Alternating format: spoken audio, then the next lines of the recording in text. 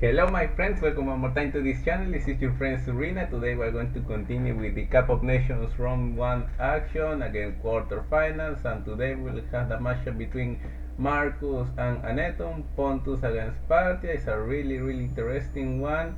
Normally it should be really in favor of Pontus, but you understand that with the rules it is a bit more balanced, especially for the restriction to only one melee chariot for Pontus.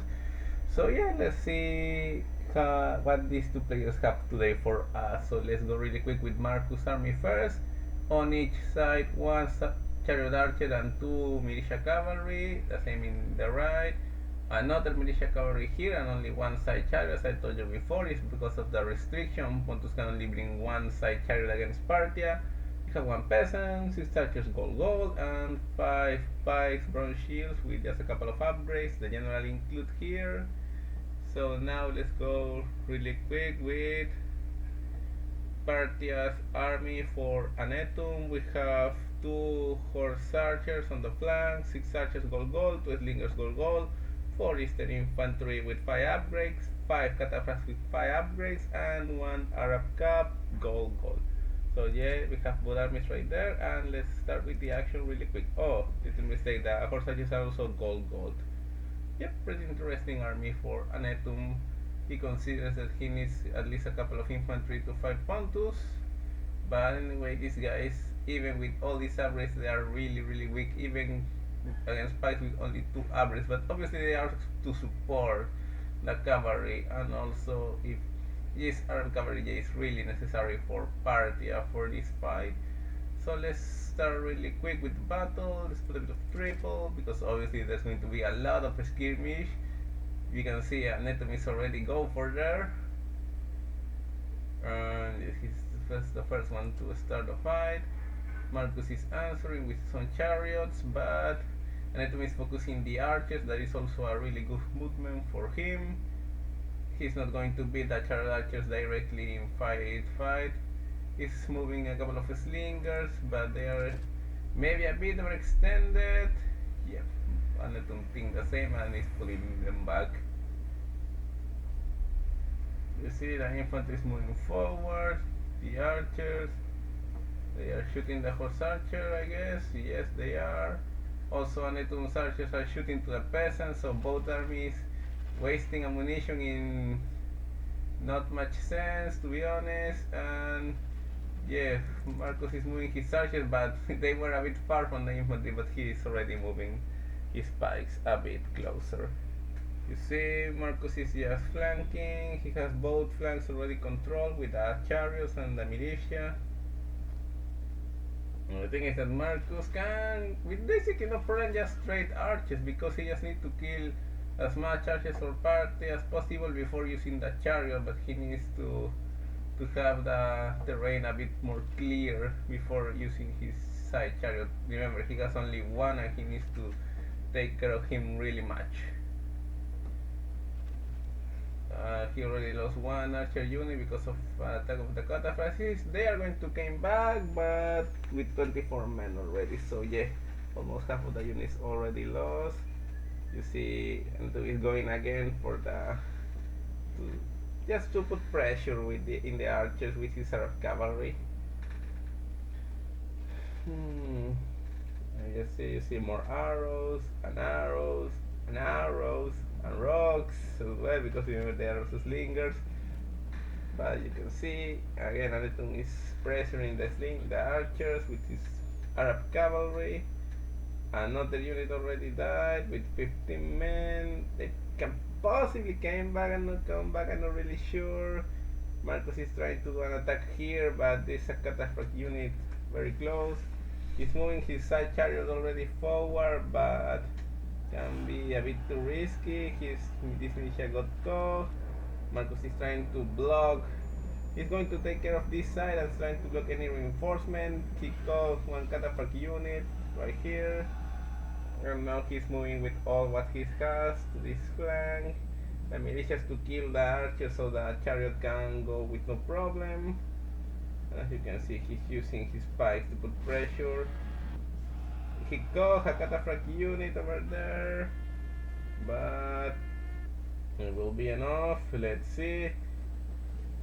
Okay, also the fight already started over here. The general got caught in a really bad position, to be honest.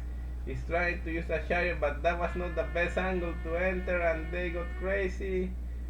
And yeah, it's just a full fight over here, but this Pontic light cavalry are not going to do that much. They are light cavalry, they cannot do charges, and you see just in one moment all the battle starts to got in a mess.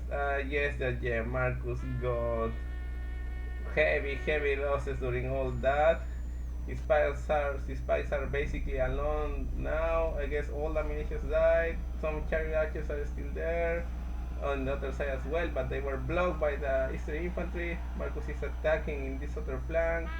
He's trying to do some damage, but the chariot archers are not able to break. Obviously, they are far weaker than the side chariots, and so they are exhausted. And yeah, Markus General died, and for sure that will be the end of the battle. And just he hurried really much with that attack. I don't know if that was the best moment or the best way to do it, to be honest. Yeah, with only one side chariot for the melee, once you lost it, it's basically game over. Obviously, the militia wouldn't be able to do a significant damage to cataphracts or even to Eastern infantry that they may be not pikes, but they have bonus against cavalry, so a really big mess. Markus will have this other unit, a couple of archers, but obviously they are not going to do any difference. This is already decided. Anethum is going to win this first battle. Our army has been Yeah, there it is. Finally, all Markus has been defeated. All his units were totally destroyed. You can see all the massacre in the center where all the fight starts. And yep, there it is. That's the first game. 1-0 for Anethum at this moment.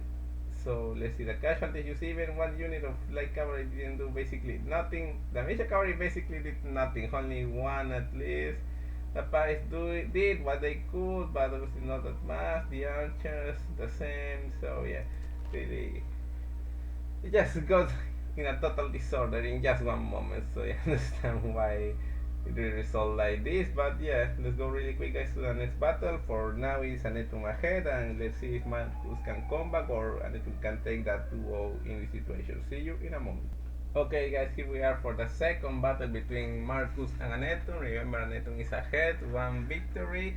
So let's see if this is the final battle or if Markus can force the third match. And yeah, both armies are exactly the same, so we didn't need to speak so much about that. Both of them trusting in their strategies. Let's see who is going to prevail this time. Obviously, this is already one difference. You see, Markus is using the peasant to put pressure on the horse archers so they can shoot though all the well that they could, and he's also starting his skirmish earlier than the previous battle. Now he's moving his archers, but they are really overextended, and it could have taken advantage of this moment to attack with all what he had, but he decided to be patient, I guess. So yeah, Markus is going to just move his infantry as well, and now those archers are safe. Again, this is just basically trading archers for Markus. He didn't have any pressure to win the archer fight, I guess, and also he still have much skirmish units. You see, Anethum is stop his unit because he doesn't want to charge. He just has to push back the archers, but now he is really slow with this unit and he's about to lose it. Yeah, maybe not against a militia, but the pikes are coming there, and yep, the cavalry is basically dead, and with that all the mobility of Anethum force. Well, he still have the force archers, but obviously they can do that good damage in melee compared to the Arab cavalry. And also he tried a charge over here against the general. Yeah, he killed just one man, I guess, in exchange of 4 of his own. So obviously that was not worth, definitely. And now you see Markus is just putting pressure in the flanks. And Anethum is just has to stick close his units to each other, because if he divided his army, all these skirmishes is going to just catch them separately. In the cataphracts, obviously he cannot chase militias cavalry unless the player makes a really big mistake and lost control of them. It's not possible for the cataphracts to catch militia cavalry, and this unit again is a bit isolated, but Markus is not doing nothing for that. He's trying now to attack, but yep, again this unit is totally alone. There's no way that they can came out from there alive. Or maybe yes, they kill one militia, two militias, the chariot archer, and the 5 unit. I just don't know how this unit managed to do all that, to be honest. I was totally sure that the unit was about to die. And again, Markus already using his chariot. By this time he managed to kill this cataphract there. They can return, but already it's pretty decent damage. Now he has all this flank open to chase archers and horse archers, and he's just doing that. Anethum is still trying to kill some archers. Markus is reorganizing on his left flank. At least his spikes units, because his archers are still in the same place that they were from the beginning. And yep, you see, just in this flank, Markus managed to kill one slinger and one horse archer, basically free, and he really needed that. The other cavalry is back, as I told you before, but they are not going to stand that long. They are about to die at any moment. They are really, really weak. Markus' units came back. He will use them to attack this horse archer. It's not about movement, but let's see if that will be enough to kill this unit. I'm not sure. Well, the chariot archer died first really quick, to be honest. I don't know why, and maybe that will be the difference. No, not the end. And last unit managed to take down the horse archer, and now Anethum is forcing the charge. I don't know if this is the best option again. And he's not using his infantry to support his cavalry, so even worse. I just don't know. These cataphracts are really strong, despite you don't have mass upgrades, all what you want, but anyway are going to suffer big casualties in this fight. He should have supported with the extra infantry far before, to be honest. Well, the infantry is good for this, to take the units. Anethum General died suddenly. He got caught by the side chariots. Obviously, Markus is using the chariots to kill as much cataphracts as he can before his unit run away or got crazy. As you can see, still many pikes for the side of Markus. The militias are running away, the chariots are running away. He still have the side chariot, but if they got crazy, they are going to, at least at this moment, they are not in a dangerous place for Markus, not like the previous game. Finally, they got crazy. They're going now for Markus archers. Oh my goodness, poor unit. And they don't run away, I don't know why. So yep, at this point it's really difficult. I could say that this battle is balanced, but it would be lie, because Anethum only has this insert infantry, a couple of archers, and basically no more cavalry, just one cataphract over here.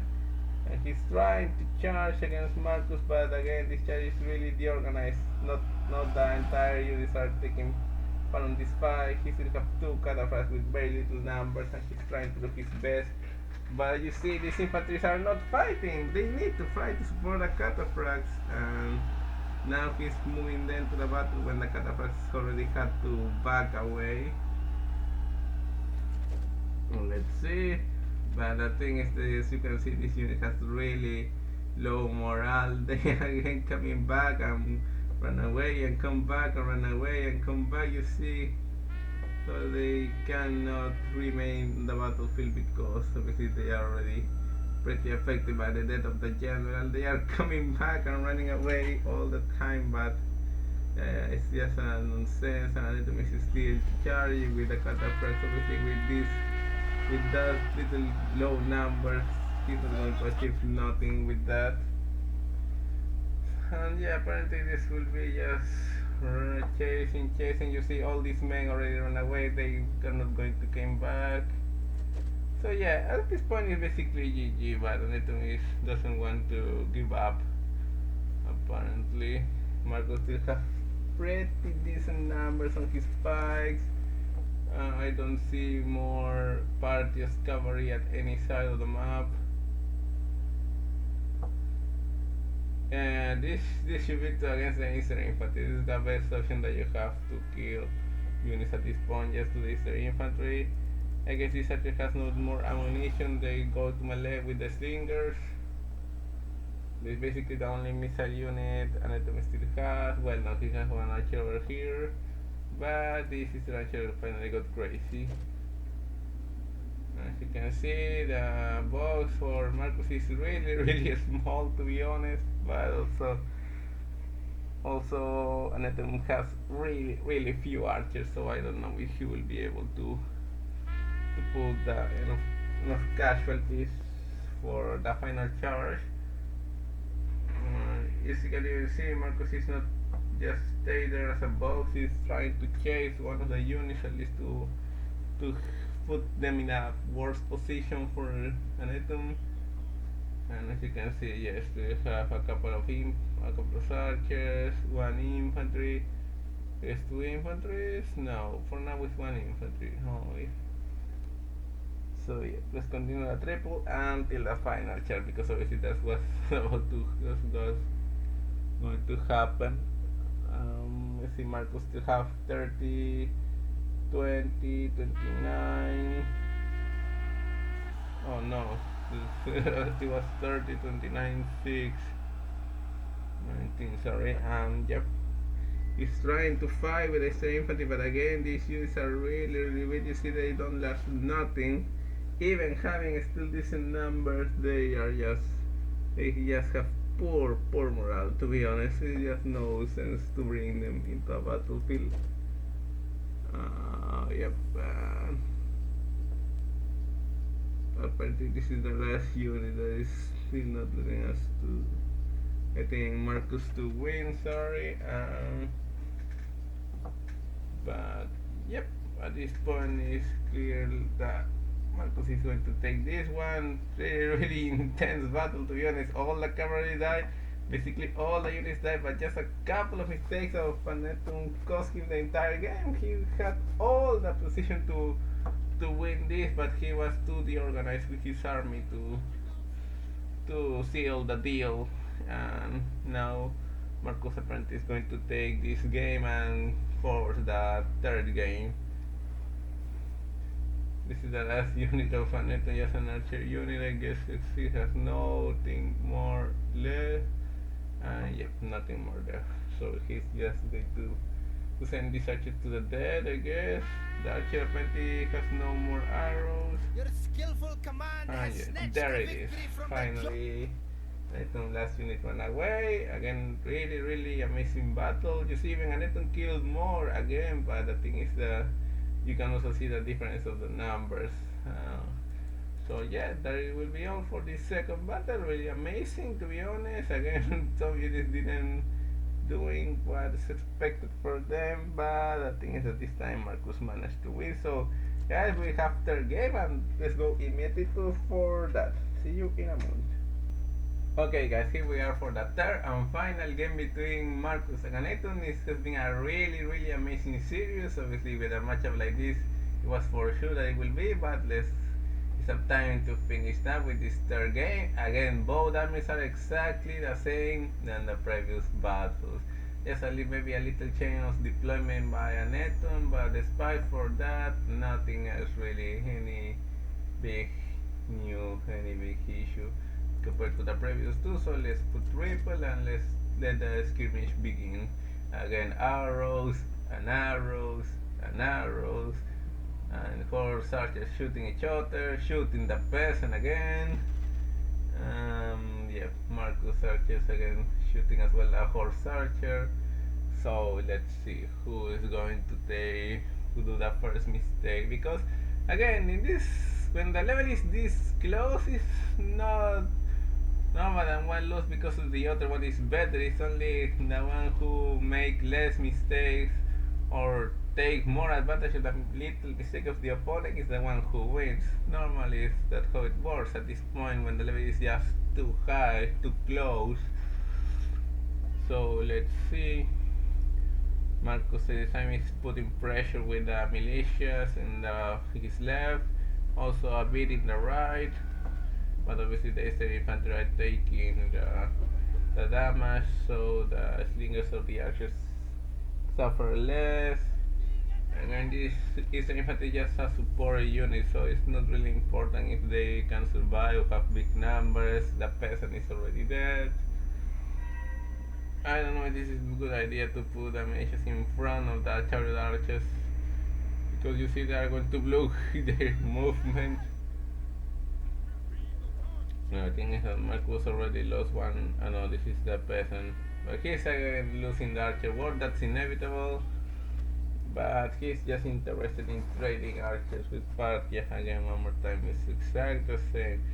And the thing is, the slingers, yes, in theory they are good to against shared archers, but for me, at least the normal ones, not that much because they have really short range. Sorry. With the Valeris, there is a big difference because Valeris crush shared archers, but normal slingers not that much, to be honest. But anyway, it's good for Parthia to have the 10 missiles always, or as let's put a bit more triple because it's just shooting. Anethum did really well here. He attacked the chariot archer and managed to make them run away, but they still have 80 men, so for sure they're going to come back, and his Arab cap lost 6 men for that change. In which moment Markus brought a unit on the back of Anethum and he managed to kill one for archer. That was really unexpected. At any moment I saw that coming.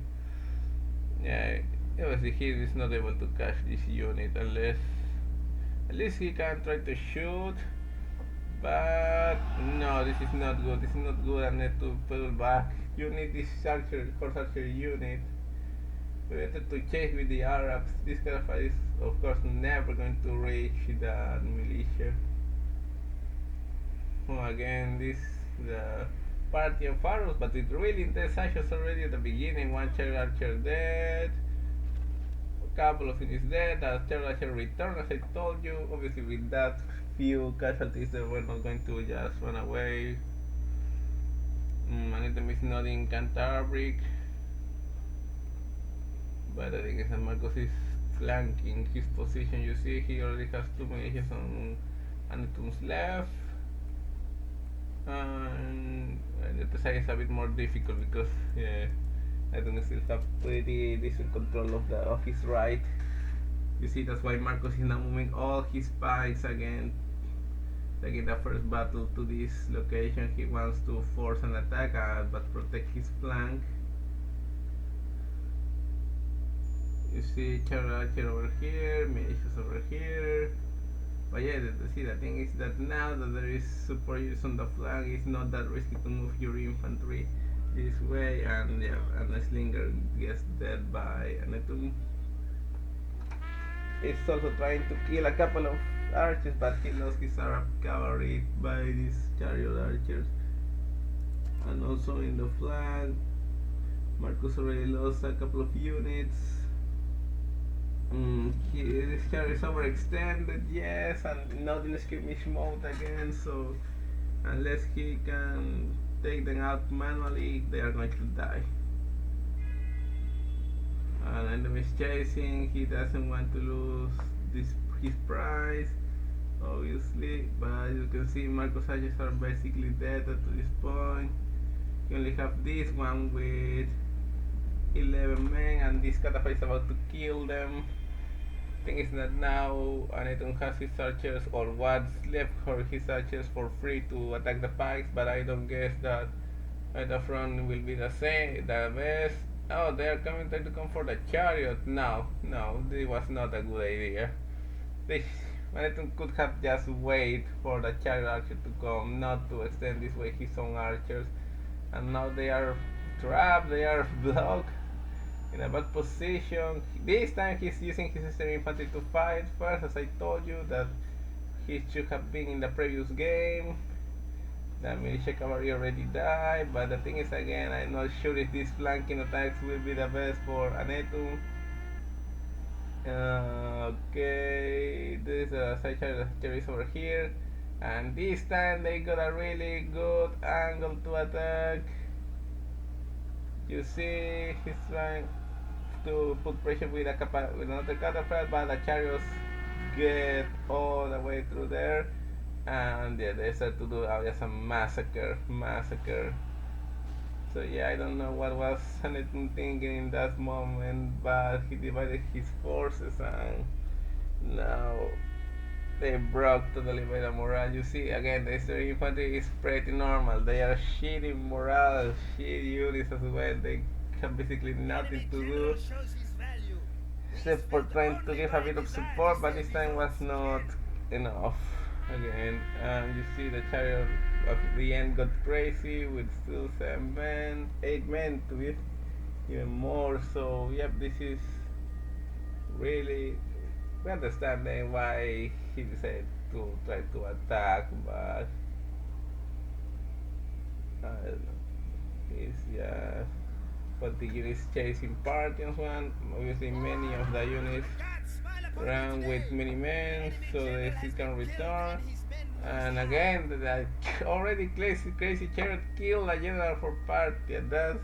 That's just something that you can't allow. That you need to see where you're moving your units.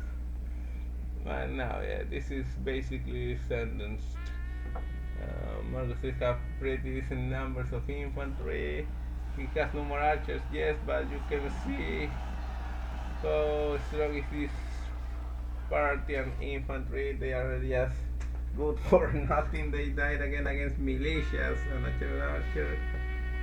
This kind of was a bit book, I guess. But Anethum is just charging. Yeah. Oh yeah, this is basically GG. Anethum is just only trying to have as much as he can to come back, but it will be just not enough. Markus still have many infantry, many pikes, just still a couple of militias alive. Yep. You see, Markus infantry is basically complete except for the general. They didn't suffer that huge casualties, so it's just time for the box, I imagine. I don't know, because there's still Parthian archers or slingers. One unit already died over there for morale, just pure morale. Yep, let's see. This is just doing a final charge for Anethum. He just lost too many men, too many horses on the previous fight, and now he don't have them when he needs them the most. To just break this pike formation. Okay, no more archers, no more slingers. Okay.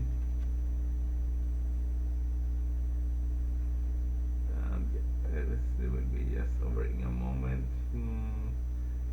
They are just resting their units before the final charge. I don't know if that's going to be any difference, but it's pretty fair, to be honest. We have a lot of time to rest the units. But, well, Markus still have some ammunition over here. So,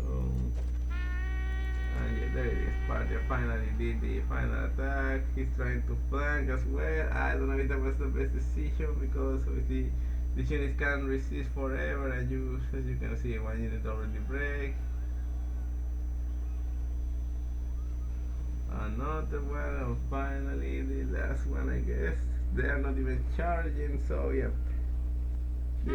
Oh, look at the folks died over there. The last charge.